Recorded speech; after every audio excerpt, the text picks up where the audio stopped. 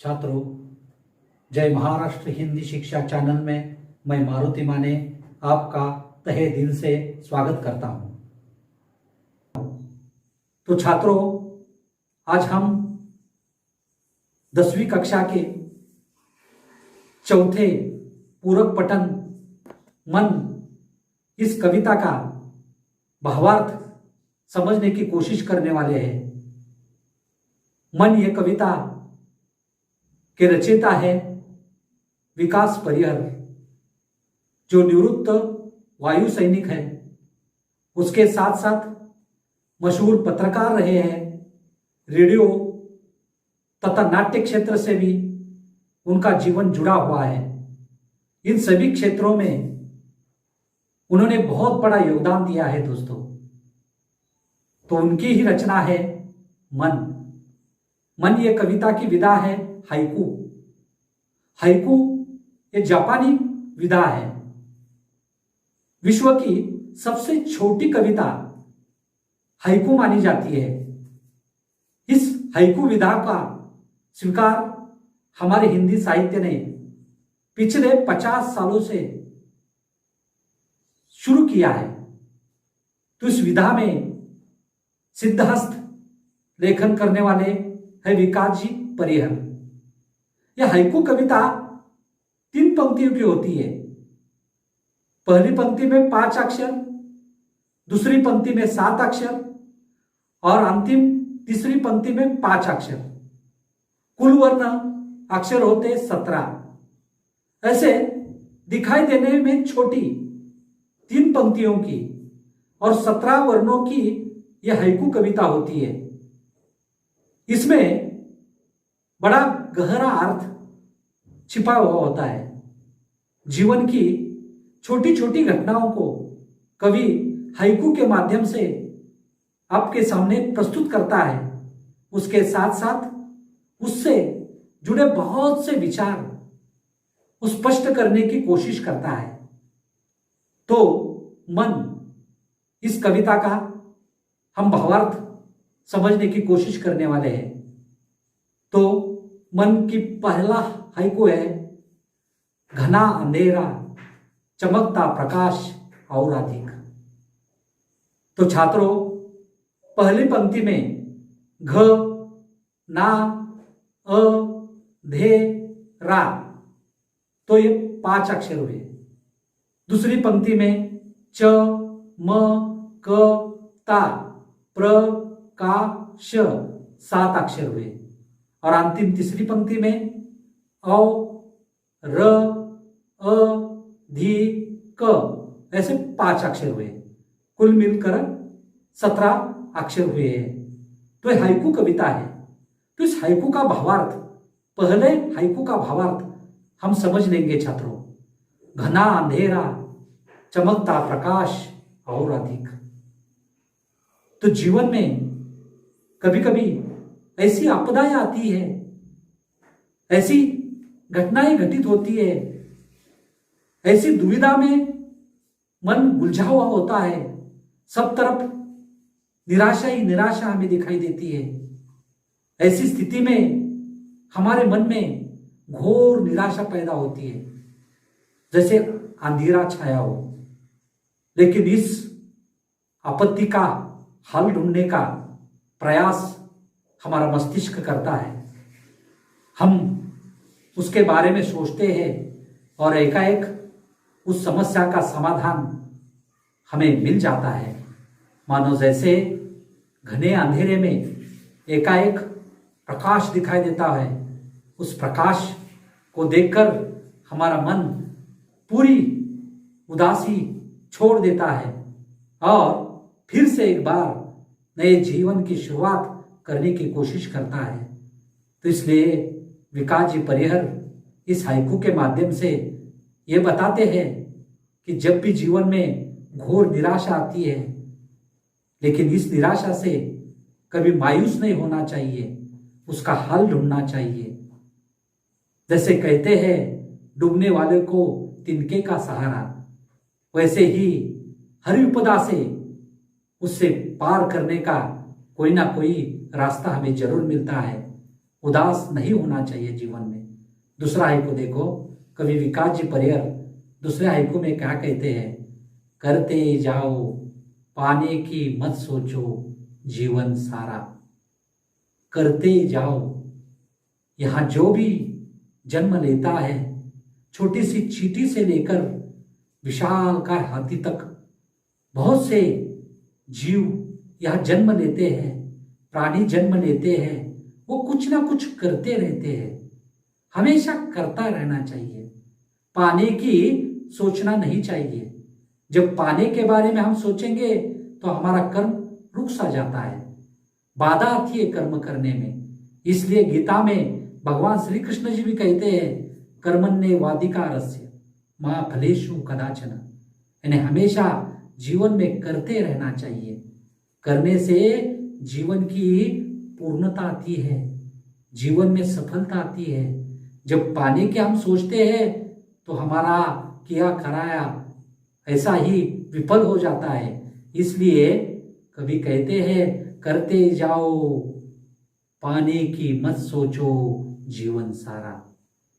अगला हाइकू, जीवन नैया मझधार में डोले संभाले कौन। यह हमारा जीवन एक नैया जैसा है। ये संसार, ये दुनिया पूरे सागर जैसी है। मझधार यानी नदी की बीच का जो प्रवाह होता है, बहाव होता है, उसको मझधार कहते हैं। तो हमारा जीवन इस जगत में, संसार में कोई बहुत बड़ा संकट आता है, बहुत बड़ी आपत्ति आती है तो मानो डोलने लगता है। जैसे नैया डूबते समय डोलने लगती है, वैसे ही हमारे जीवन में भी कोई विपदा आती है तो हम दुविधा में पड़ जाते हैं, आप बचेंगे या नहीं बचेंगे। ऐसा बहुत बड़ा संकट हम पर आ जाता है तो उस संकट का मुकाबला कौन करता है? हम स्वयं करते हैं। कोई हमें बचाने के लिए नहीं आता। कोई भी बड़ी से बड़ी बाधा हमारे जीवन में आए तो उस बाधा का मुकाबला हम स्वयं करते हैं। तो ऐसे ही जीवन में कोई बहुत बड़ी आपत्ति आने के बाद भी हमारा बचाव जो होता है, हमारी जो सुरक्षा होती है, खुद ब खुद करनी चाहिए। खुददार होकर, आत्मनिर्भर होकर उसका मुकाबला करना चाहिए। यानी जीवन में नैया मझधार में डोलते समय वो कोई दूसरा बचाने के लिए नहीं आता। छात्रों, स्वयं ही अपना जीवन बचाना चाहिए। ये ऐसा विकास जी यहाँ कहते हैं। रंग बिरंगे रंग संग लेकर आया फागुन। फागुन का महीना, फागुन के महीने में चारों ओर बहुत तरह तरह के फूल खिले होते हैं। यानी प्रकृति पूरी रंगों से रंगी हुई लगती है। और इसी महीने में हमारा होली का त्योहार आता है। इस होली के त्योहार में सब लोग रंगीन बन जाते हैं, रंग में रंग जाते हैं और खुशी से नाचने गाने लगते हैं। तो ऐसे ही जीवन में जब हम देखते हैं हमेशा कोई ना कोई संकट होता है, चिंताएं होती है, निराशा होती है, फिर भी कुछ पल के लिए, कुछ दिनों के लिए हमें उसको भूल देना चाहिए, उसको त्यागना चाहिए और जीवन का आनंद लेना चाहिए। जिस प्रकार प्रकृति में तरह तरह के फूल रंग बिरंगे खिलते हैं, वैसे ही फागुन के महीने में ही होली का त्योहार भी आता है। मानो चिंताओं से परे होकर, संकटों से दूर होकर, अपनी आपत्तियों को अनदेखा करते हुए आनंद से जीवन जीना चाहिए। कांटों के बीच खिलखिलाता फूल देता प्रेरणा। तो फूल कहाँ खिलखिलाता है? कांटों के बीच। खिलखिलाना यानी क्या? प्रसन्न होना, खुश होना, तरोताजा रहना। तो कांटा किसका प्रतीक है छात्रों? कांटा दुख का प्रतीक है, पीड़ा का प्रतीक है। जब भी कांटा हमें चुभता है तब हम पीड़ित हो जाते हैं और दुखी हो जाते हैं, खुश नहीं होते हम। फिर भी ये जो फूल है गुलाब का, आप देख रहे हैं, हमेशा भी देखते हैं, तो ये फूल कांटों के बीच रहकर भी हमेशा खिलखिलाता रहता है ने, खुश रहता है। जीवन में बहुत सी चिंताएं हमेशा रहती है, दुख हमेशा रहता है, तो उस पे भी हमें फूल की तरह खिलखिलाता रहना है ने, हमेशा प्रसन्न रहना है। ऐसा विकास जी हमें कहते हैं। भीतरी कुंठा आंखों के द्वार से आई बाहर। कुंठा यानी घोर निराशा। कभी कभी मन में घोर निराशा आ जाती है और उस घोर निराशा के कारण हमारा मन बड़ा दुखी हो जाता है और उसी समय हमारे आंखों से पानी यानी आंसू बहने लगते हैं। इस घटना को विकास जी कैसा समझाते हैं? देखो, मन की कुंठा, मन की निराशा आंखों के द्वार से यानी आंखों के दरवाजे से बाहर बह रही है। ऐसे ही हमारा जीवन कैसा है? दुख से भरा हो तो हम रोते हैं, यानी ये जो घोर निराशा हमारे मन में होती है वो आंसुओं के माध्यम से हमारे आंखों से बाहर आती है। ऐसा यहाँ कवि हमें कहते हैं।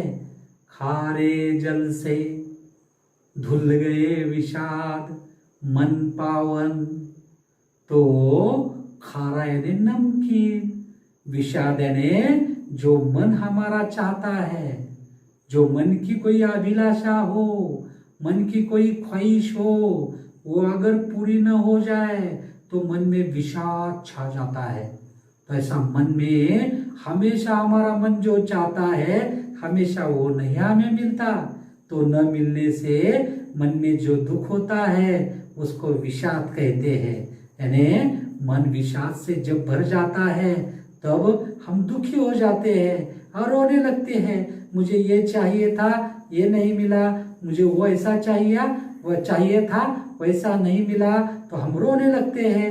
मन दुख से, विषाद से भर जाता है।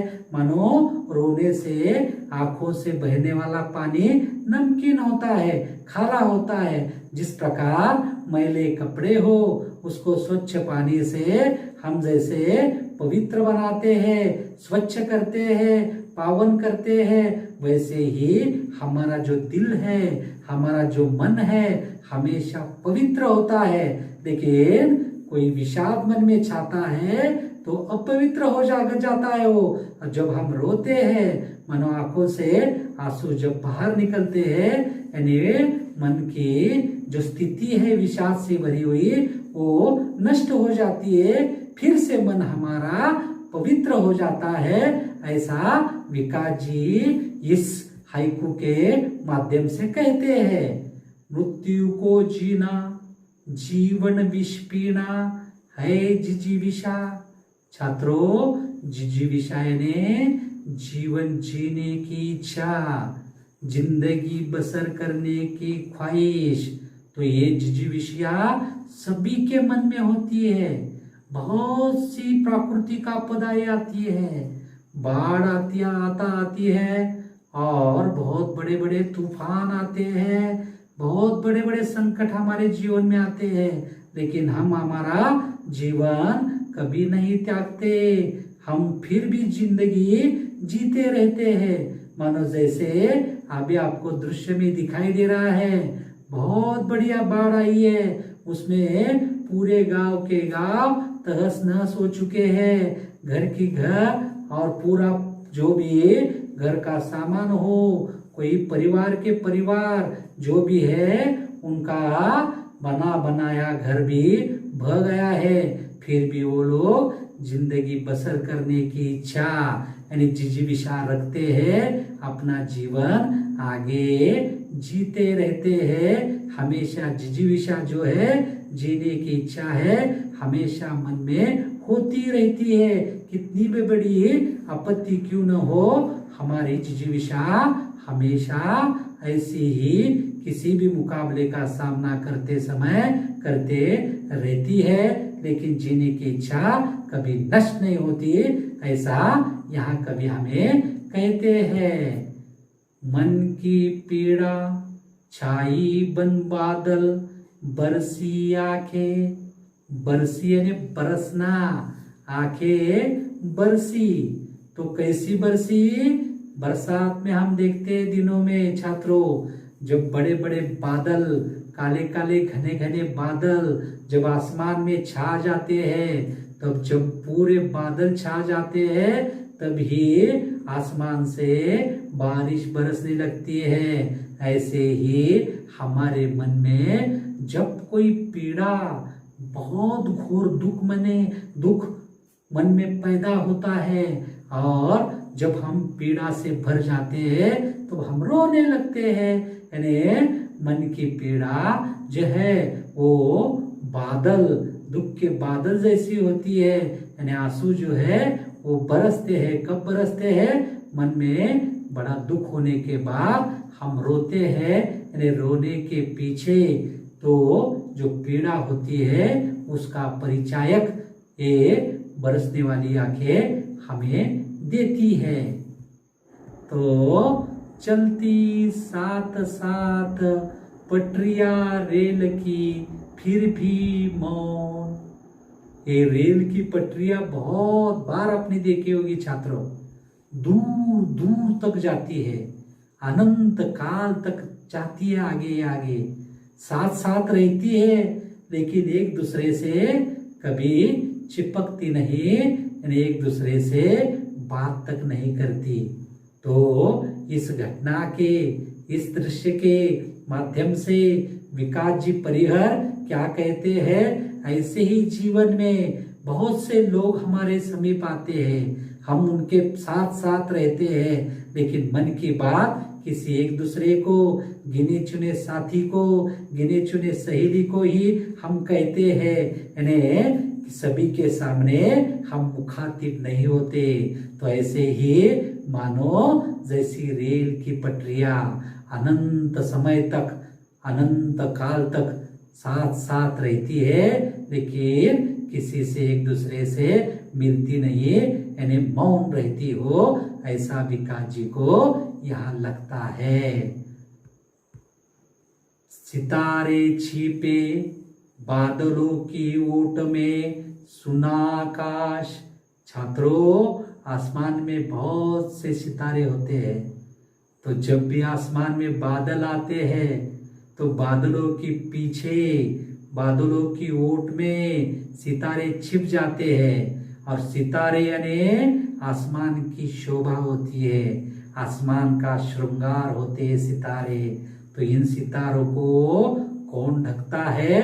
बादल। उनके सामने आते ही सितारे छिप जाते हैं, तो पूरा आसमान उदास उदास लगता है, सब तरफ अंधेरा ही अंधेरा लगता है। छात्रों, ऐसे ही हमारे जीवन में कई लोग ऐसे होते हैं, कोई दोस्त ऐसा रहता है, कोई आत्मीय सगा संबंधी ऐसा रहता है, कोई व्यक्ति हमारे जीवन में, कुछ व्यक्तियां ऐसे होते हैं कि सितारे जैसे होते हैं, माने वो उन लोगों के कारण हमारा जो जीवन रूपी आकाश है बहुत सुंदर लगता है।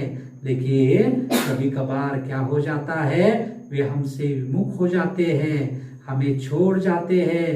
तो आसमान जैसे बादलों के ओट के पीछे सितारे छिपने पर सुना लगता है, वैसे ही इन लोगों को हमारे जीवन से चले जाने के बाद हमारा जीवन भी बहुत उदास उदास लगता है।